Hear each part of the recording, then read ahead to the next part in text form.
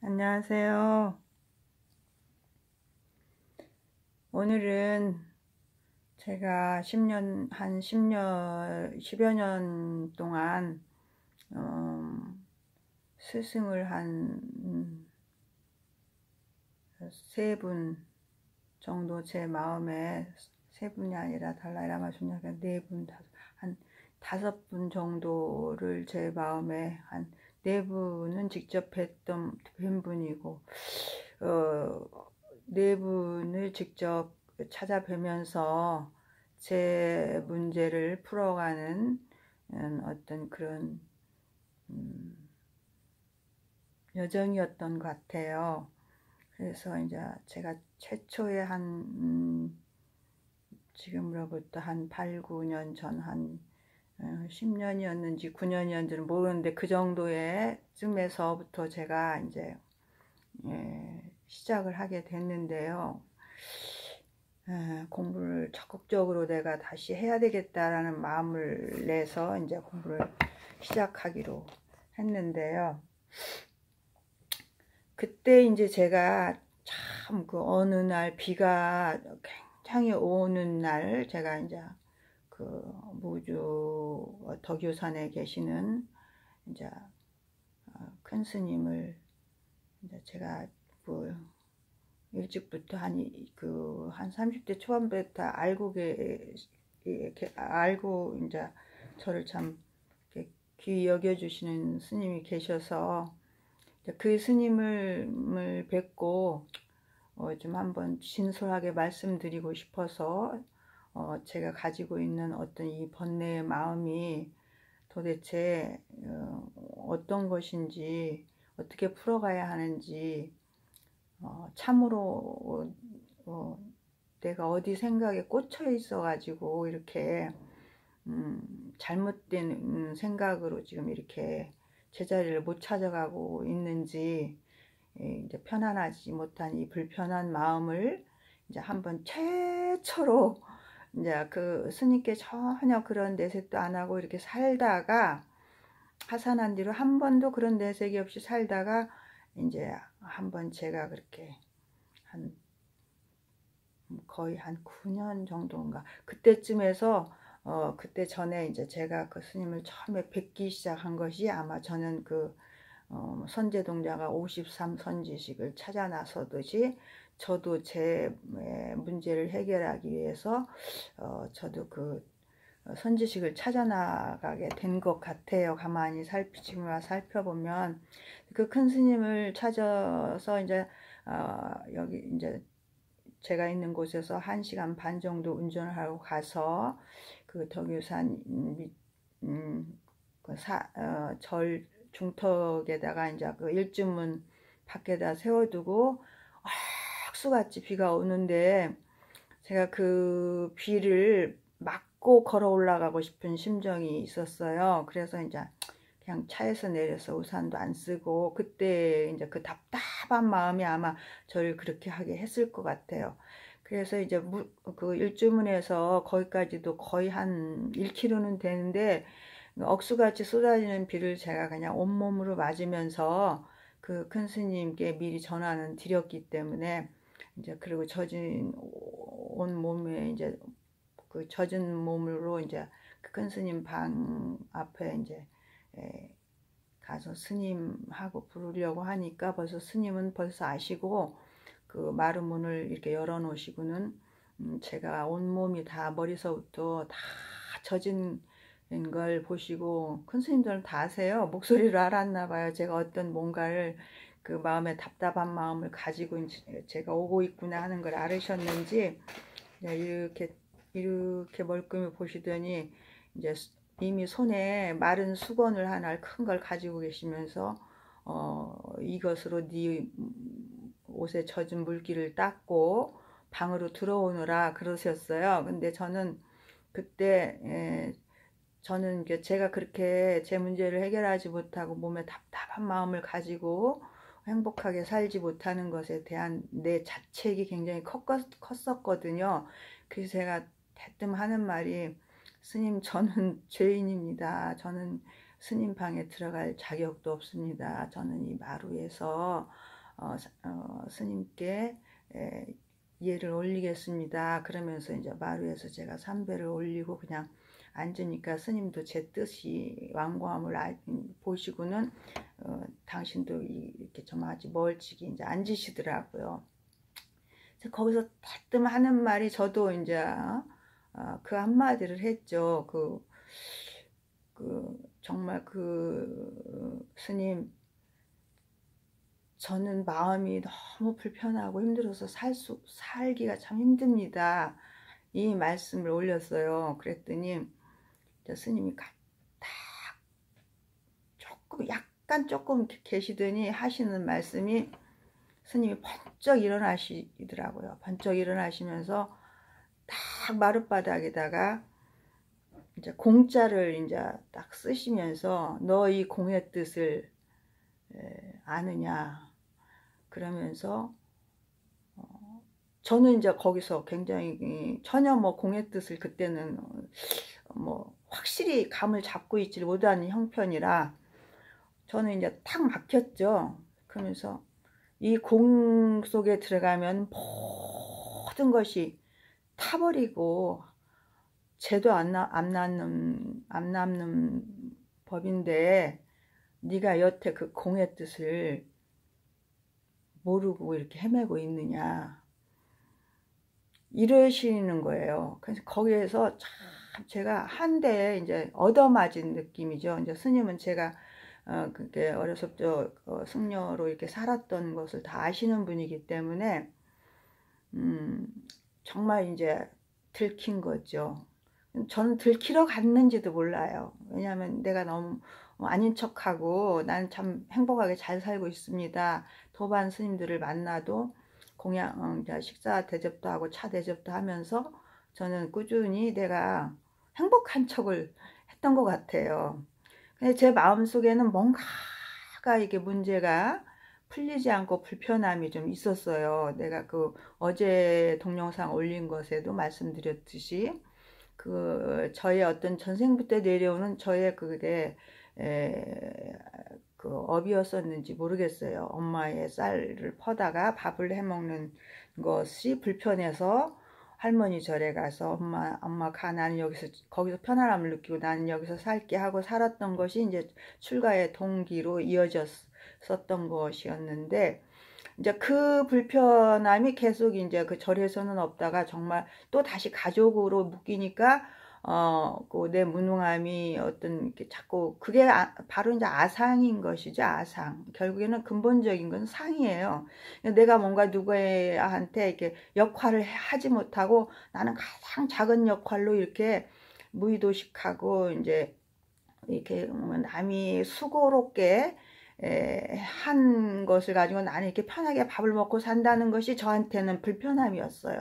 그러니까 15살 때 그 엄마가 파라다 쌀을 넣어주는 그 쌀을 이렇게 퍼다가 밥 먹는 게 그렇게 불편함이 올라왔겠죠? 엄마가 눈치를 줬겠어요. 아버님이 나한테 눈치를 줬겠어요. 전혀 누가 나한테 그 불편함을 주진 않았어요.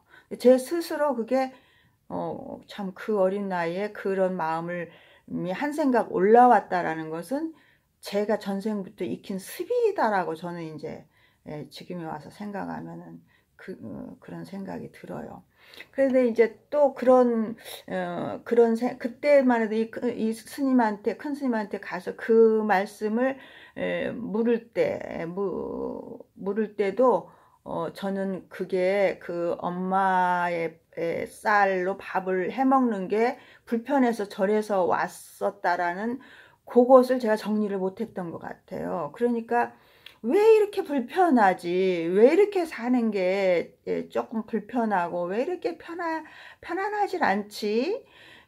객관적으로 보면 다 갖추고 사는데 늦게 아들도 낳았고 나는 왜 이렇게 마음이 불편할까? 이것이 이제 저의 어떤 문제였었거든요. 그런데 그 스님한테 그 소리를 딱 듣는 순간 저는 이제 뒤통수를 맞고 가슴에 탁 답답함을 느끼면서 이제 더 이상 스님께 이제 물을 일이 없죠.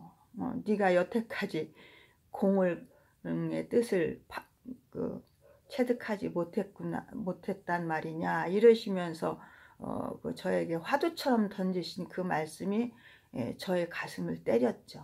그래서 저는 이제 다시 스님 그냥 내려가겠습니다. 그리고 왠지 스님한테 제 진실을 보였고 스님이 저의 그 부족함을 딱 이렇게 일깨워 주시니까 저는 그때 조금 한꺼풀 조금 속이 좀 시원해진 것 같긴 했어요.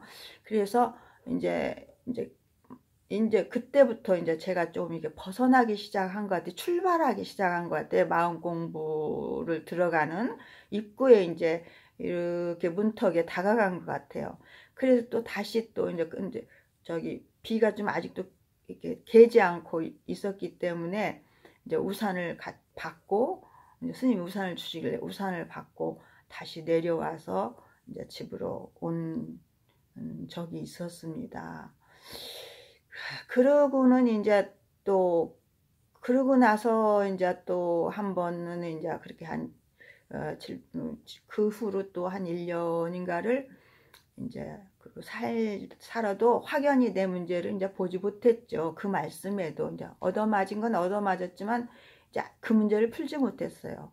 근데 그러다가 이제 우리 아들이 2학년쯤 중학교 2학년 때 이제 저 제주도로 2박 3일 여행을 간다 그래서 또 제가 이제 22살 때 동학사에서 이제 하안경을 졸업하고 졸업반 우리 도반들끼리 이제 제주도를 여행 갔을 때 잠시 일주일 동안 거기서 묵었던 이제 절에 큰 스님이 또 계세요. 참선을 지금까지 이제 지도하고 계시는 스님이 계신데 이제 그 큰 스님이 마침 그러고 있을 때 아직 내 문제를 해결하지 못하고 이제 이러고 있는데 TV에 이렇게 홍보가 나왔어요. 어디 경기도 저쪽 어디에서 선방을 열으시고 사람들을 제접하고 이렇게 성공부를 마음을 이제 공부를 시켜주고 있다라는 그런 홍보가 나오길래 대뜸 이제 제가 거기를 이제 전화로 물어서 거기를 또 가게 됐어요. 근데 갔더니 정말 가자마자 이제 스님은 내가 형상이 바뀌었고 그때 22살 때는 이제 비구니로 있었으니까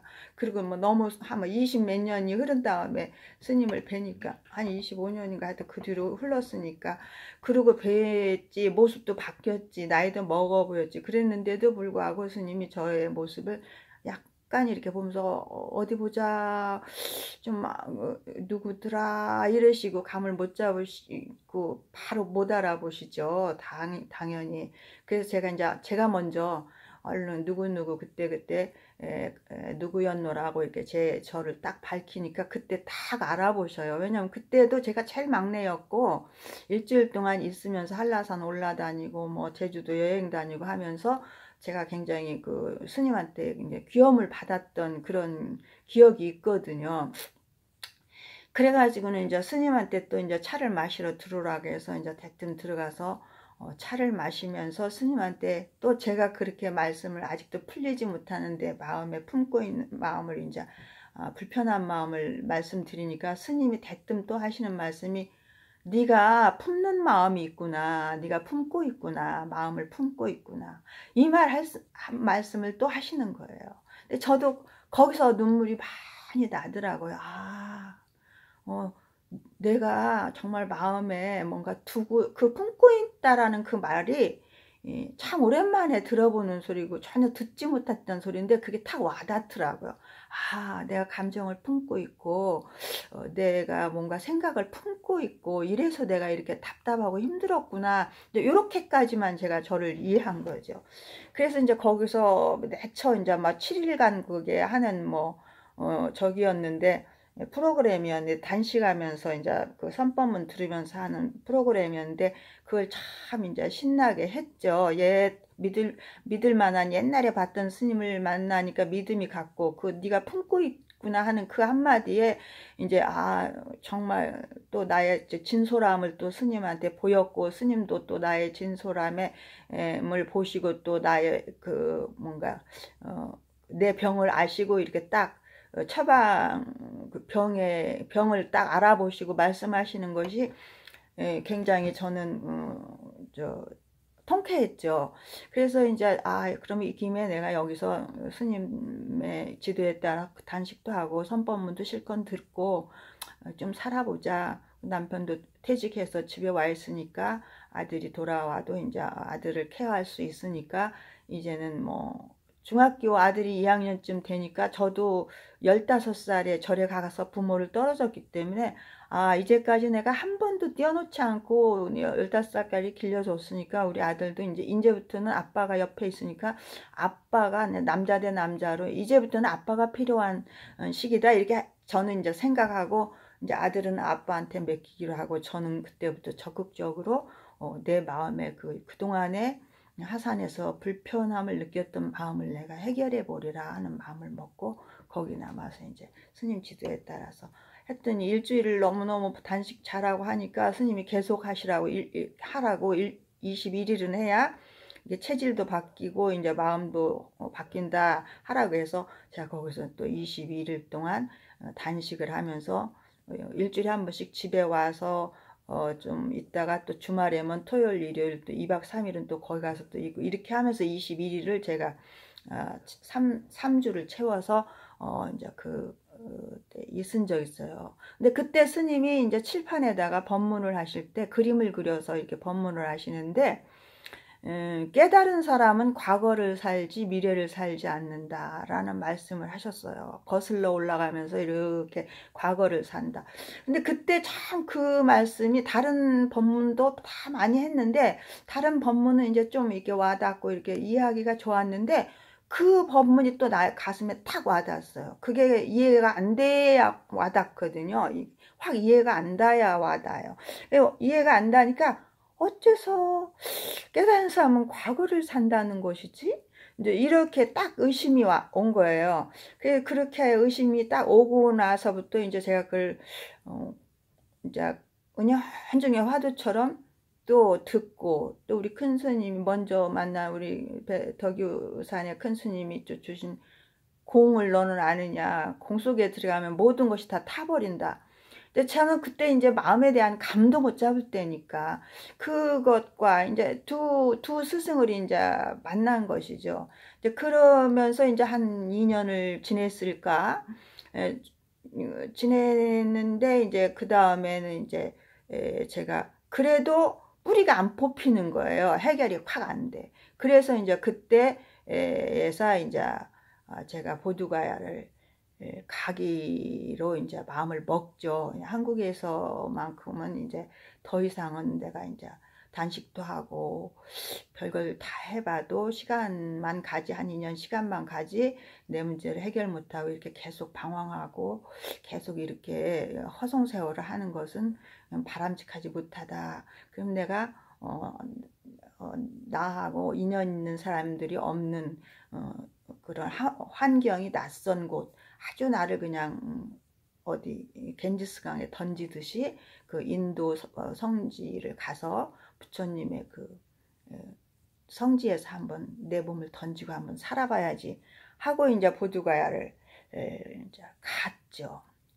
그 전에 봄에는 뭐 8대 성지를 한번 돌아오고 나서 이제 보두가야가 내가 살만한 곳이구나 하고 여기 와서 수행하고 살아야지 하고 이제 봄에 한번 갔다 와서 점 찍어 놨다가 이제 여름에 또 가을에 가려고 이제 했는데 못 참고 여름에 또 한번 7월에 한번 가서 7일도 살다 와보고 굉장히 고생 많이 했어요. 7일 동안 여름에 7월에 머무르고 갔다가 봄에 간 기분으로만 생각하고 갔는데 여름에 가보니까 완전히 죽음의 도시처럼 어떤 그 수행자들도 없고 너무너무 덥고 참 힘든 7일 동안 완전히 먹고 토하고 찬물 잘못 먹어가지고 고생만 하다가 왔지만 그래도 그 과정이 저에게는 굉장히 소중한 기억이었어요. 왜냐하면 그런 고통스럽고 내 몸을 완전히 거기다 던진 그런 한 순간이었었거든요.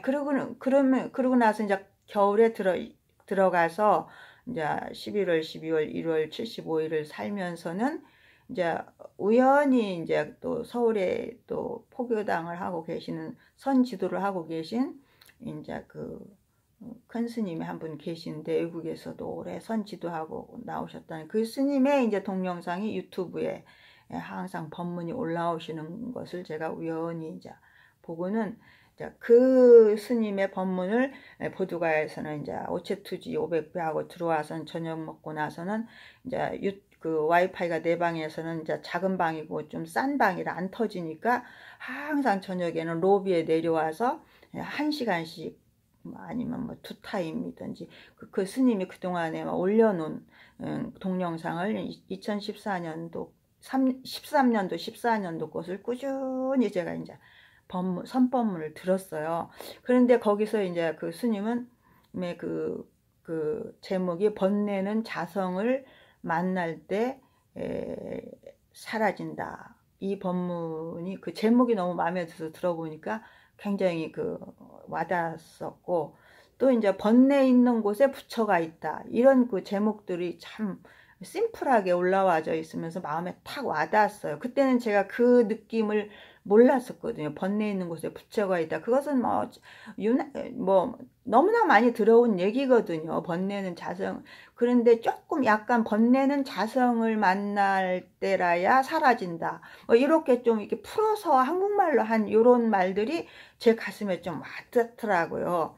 그래서 그런 법문을 이제 계속 들으면서 제가 그렇게 수행을 하니까 그 맑아진 상태에서 이 법문을 들으니까 제가 그 법문들도 굉장히 이해가 빨리빨리 되면서 내가 또 이제 거기 52일 만에 내가 또 이렇게 그 번뇌가 올라오는 그 자리가 바로 불성자리라는 것을 내 스스로 진단하고 내 스스로 확신을 하고 확인을 하고 굉장히 그 자신만만하고 막 환희스럽고 신심이 나 있던 차에 이제 이런 법문을 들으니까 이제 다 법문이 들어오는 거예요. 다 이해가 되고. 그래가지고 참 너무나 감사해서 이제 한국에 나와서 그 스님, 서울에 계신 그 큰 스님을 또 찾아뵙고 제가 감사함을 이제 표하고 이렇게 왔던 적이 있어요. 그래서 정말 공부해 나가는 데는 우선 정말 내 문제를 풀고 내 마음에 평온을 얻고 어떤 자유로움을 얻으려면 진솔하게 나를 어떤 믿음이 가는 스님께 나를 다 보이고 보이는 그런 어떤 그 선제동자처럼 구법여행을 떠나야 된다라는 것을 저는 제 경험을 통해서 말씀드리고 싶어요. 그렇게 하다 보면은 이제 저절로 어떤 인연이 닿는 계기가 되어가지고 내 문제를 확 풀 수 있는 그런 순간이 옵니다. 저는 그런 과정을 지금으로부터 한 9년 내지 10년을 놓고 그런 과정을 통해서 제가 제 문제를 어느 정도는 이제 풀었다고 생각하고 이제 지금은 그 마음을 지켜보면서 회광반조해보면서 매 순간 살아가는 어떤 게으름 없는 정진 속에 있는 불자입니다. 결국 요즘에 와서 생각하면 그렇게 왔는데 나는 그러면 언제적부터 스승이 있었냐면은 미국에 갔을 때 숭상 큰 스님이 저를 이제 초청해서 이제 데려갔기 때문에 숭상 큰 스님이 이제 독일이니 뭐 어디니 유럽에 돌아다니시다 한 번 오셨는데 스님이 이제 스님이 만들어 놓은 그 집에 다 이렇게 외국 수행자들이 와서 방 하나씩 차지하고 살면서 낮에는 가서 이제 일하고 저녁에는 거기 와서 공동생활을 하는 거기가 있었어요. 근데 저는 이제 LA 달마사에서 살고 있었기 때문에 순상 큰 스님 오셨다니까 그 처소를 저도 한번 가서는 이제 거기 가서 잠은 안 자고 새벽에 일찍 그런 시간을 갖는다 그래서 아마 갔는지 아니면 거기서 잤는지 난 지금은 생각 못하는데 하여튼 새벽에 스님이 아침에 한 사람씩 이렇게 탁마를 해주세요. 요령으로 한번 흔들면 문 열고 들어가서 한 사람이 탁마하고 나오고 그런 순서였는데 이제 나도 거기서 이렇게 동참하게 됐으니까 제 순서가 돼서 저도 이제 요령소리 듣고 스님께 들어갔는데, 이제 스님이 그때 저에게 이제 그 말씀을 하셨죠. 그 프라이머리 포인트 라는 그 영어로 저한테 이제, 제가 이제 그때도 조금 좀 영어를 할 줄 알아들을 수 있으니까, 프라이머리 포인트 그 자리를 네가 아느냐 그러는데, 저는 정말 영어로 알아듣기도 하거니와 도대체 또 원을 그리시면서 프라이머리 포인트가 여기인데 한 바퀴 돌아온 그 자리도 바로 그 자리다. 이러는데 정말 딱 막히는 거예요. 그래서 내가 지금이야 저는 이제 그 자리를 알게 됐어요. 이제 그 자리가 풀어졌죠. 바로 제가 보니까 제 삶이었어요. 제가 한 바퀴를 돌아서 바로 그 자리에 온 거였어요. 지금 그러니까 큰 스님, 승산 큰 스님이 그때 얘기해 주실 때, 그때가 85년도 6년도니까 5년도니까 그때 이미 제가 그것을 알아들었더라면 그 뒤로 제가 헤맬 일이 없죠. 근데 그때도 너무 캄캄하게 못 알아듣고 이제 그것은 그냥 큰 스님과의 어떤 근데 일면식으로 그냥 지나가고, 이제 한국에 와서 또 막 한참 살다가 이제 하산에서 살다가 또 다른 스승을 만나서 전전해서 지금의 이 자리 와서 보니까, 그때 숭산 큰 스님이 나에게 해주신 그 말씀, 그 화두가 바로 내 마음자리를 말씀하신 거였었구나 라는 것을 제가 이제 요즘에 와서 더 확실히 정리가 됐어요. 그래서 여러분들도 좀 자기 문제를 풀어가는 데 있어서 그 스승을 만나는, 그런 좋은 스승, 믿을 만한 스승을 만나는 기회를 가지셔서 자기의 문제를 확연히 보고 거기로부터 벗어나서 자유로운 삶으로 하루라도 살다 가시기를 발언하는 마음에서 제가 제 삶에서 스승을 찾아 헤맨 그 이야기를 말씀드렸습니다. 감사합니다.